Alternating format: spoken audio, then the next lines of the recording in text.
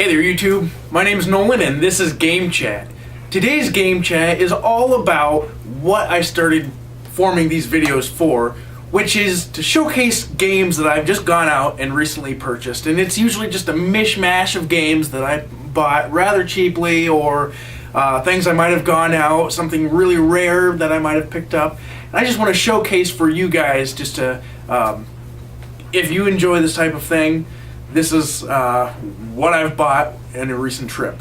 Anyway, today, not necessarily a mishmash of games, but just a few games that I've picked up I'm kind of excited for, and I'll show you why as we get into them. Anyway, what today is all about is, today I did actually go to a pawn shop, and pawn shops are wonderful because you can find old games, you can find hidden gems. Most of the time, games have been picked over, and it's really hard to find something that's really worth value. But if you're lucky, if you're persistent, a lot of times you can find something really great. And the pawn shop that I went to today was really great because, of course, they have their PS3 games, they have their Xbox 360 games. They didn't have any Xbox One or PS4 games, but anything older than that, for the most part, was 99 cents a piece. And this is amazing. Everything is a dollar unless otherwise marked. And so I thought this was just a wonderful opportunity to pick up a few titles. Now, if you're watching this far into the future, let me explain to you where we are in terms of video game generations. The PlayStation 4 and the Xbox 360 recently came out just last November, so they're still very new. Not a whole lot of people have PS4s and Xbox Ones. At the moment, the Xbox 360, PS3, they're still running very strong. Games for those systems are still being made. PS2, probably in the last year or two, has just become retired, so nobody's making any games for those. Anything beyond that is just long dead. Games for those, they're old, they're ancient, but you can still find them around, especially like PS1. Those games are starting to dwindle out. They're starting to become more like the Nintendo 64 games, where you don't find them quite as frequently. Anyway, so that's the story here, and so all of my games today are PlayStation 2 games, because like I said, each and every one of them was 99 cents or $1 a piece. So, without further ado, let's see what I found. First of all, going in order of year, is Madden 2001, and yes, I did pick up a few Madden games, so also Madden 2006 and Madden 2008. So each of these is $1 a piece, and now if you're not really into sports games, which, like me, I'm not a huge sports game fanatic, so why would you care about collecting these Madden games, especially if they're just $1 a piece? Now, I agree. I don't believe sports games have a whole lot of value, especially if just the following year you're going to come out with something very similar to the previous year. Not a whole lot new. Yes, there's new rosters. Yes, there's slightly improved gameplay, slightly improved graphics.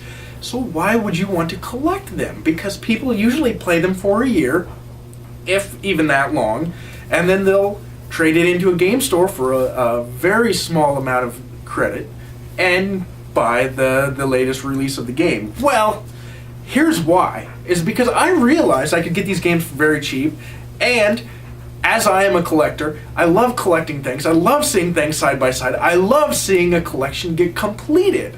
And, sorry about that, dropped a game right there, but what you can do is you can actually complete a collection of Madden games when they become extremely cheap. And so here, side by side, you see, again, the lighting in here is terrible, but we have Madden 2001, 2, 4, 5, 6, and 8. If you're like me, I don't think you've ever seen Madden games side by side like this. A lot of the times on the shelf, they get so convoluted. You've got Madden 2001 over here, 2005, 2006 might be way down here, but my collection, no, I'm not a game store. I have a lot of games in my collection, but rest assured, all of my Madden games are going to be side by side in the correct order of year. So I think that's just kind of neat. If someone comes over to my house, they see my collection of games. wow, look at all the Madden games. Now, for the PlayStation 2, I just had to look this up. Madden 2001 through 2012 was released for the PlayStation 2. So I've only got 6 titles, so that means I've only got half of the collection. However, none of my Madden games I have spent more than $1 on. So it's either $1.99, something like that. 6 Madden games for the PS2, I've spent no more than $6.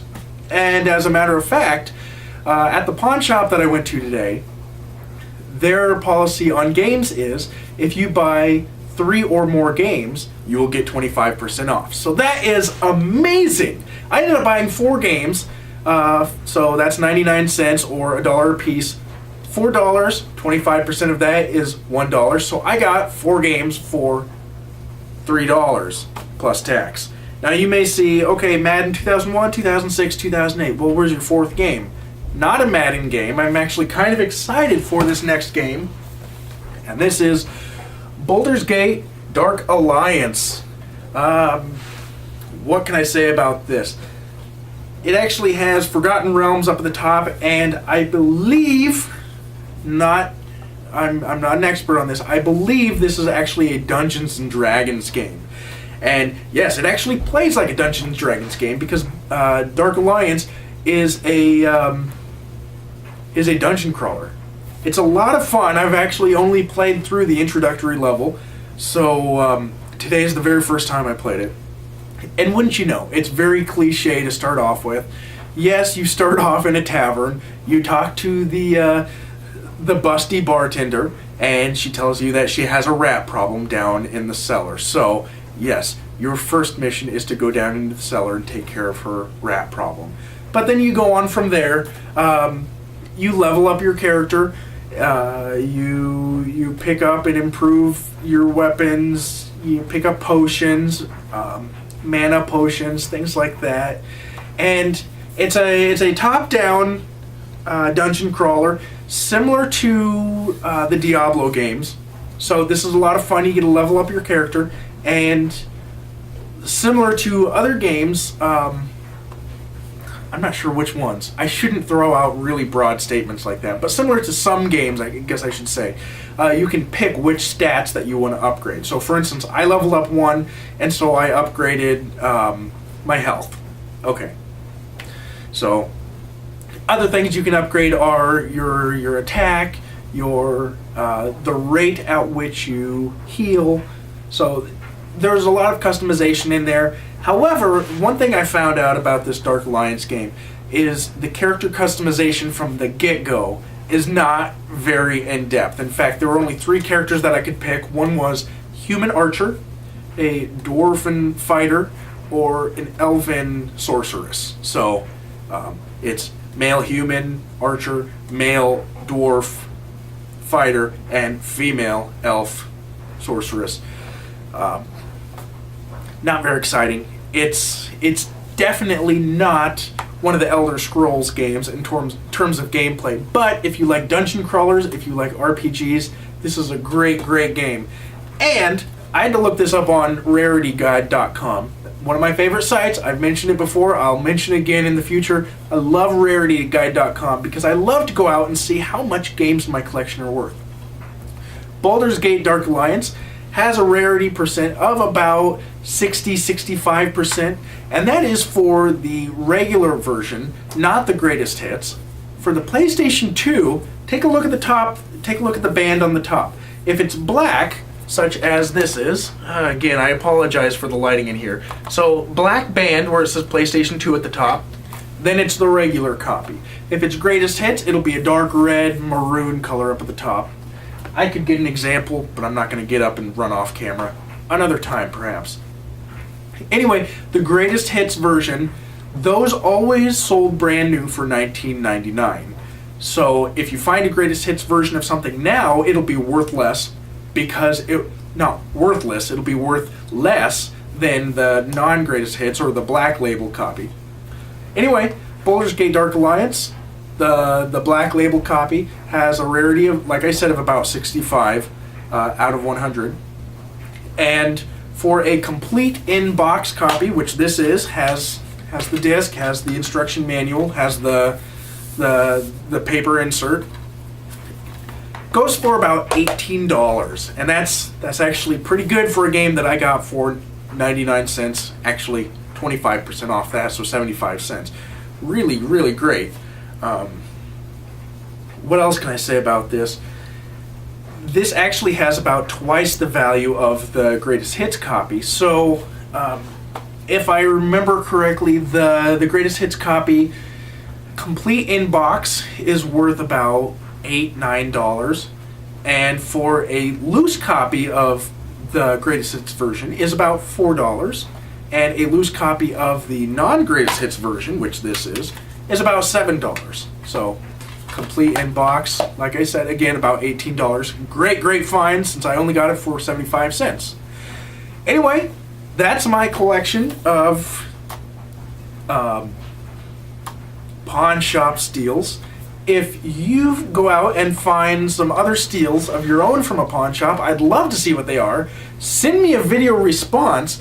If you're not into making your own videos on YouTube, then please leave me a comment. Tell me what you find. Tell me what you think about my videos. Leave me questions. I'd love to hear what you have to think. Also, please subscribe to my channel.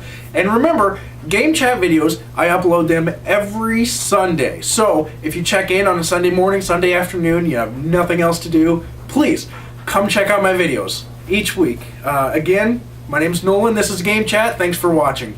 Bye.